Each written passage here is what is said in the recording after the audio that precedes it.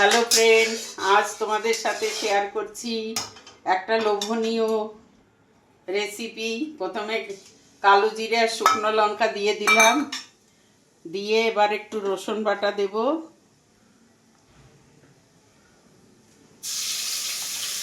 রসুন বাটাটা দিয়ে দিলাম তেলের মধ্যে। রসুনটা একটু ভাজা ভাজা করে এবার কি দেব সেটাই দেখো তোমরা। খুব পছন্দের জিনিস সবার, ওই জন্য রেসিপিটা শেয়ার করছি তোমাদের সাথে। এখন দেব হলো কচু পাতা বাটা।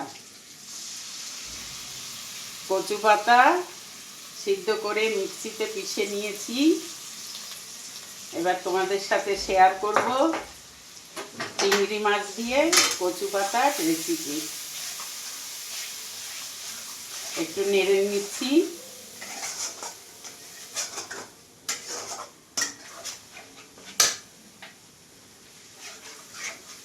তোমাদের সাথে অনেক রান্না শেয়ার করছি, তোমরা আমাকে একটু কমেন্ট করে জানিও, তবে আমার উৎসাহ বাড়বে। এবার ভাজা চিংড়ি মাছ দিয়ে দিলাম।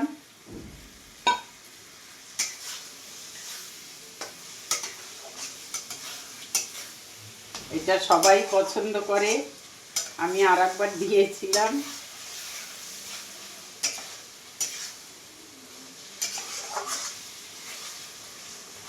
এবার নুন আর মিষ্টি দেব।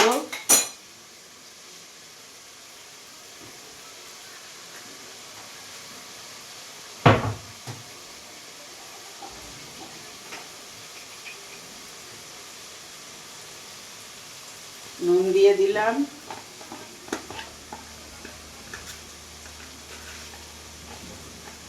এবার মিষ্টি দিয়ে দিলাম একটু।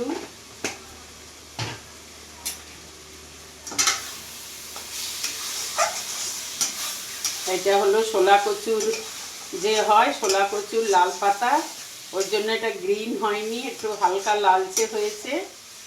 তো কোনো প্রবলেম নেই, খেতে একই স্বাদ হবে।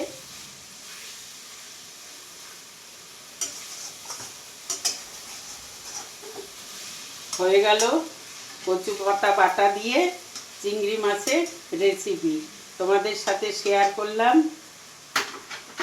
ওকে।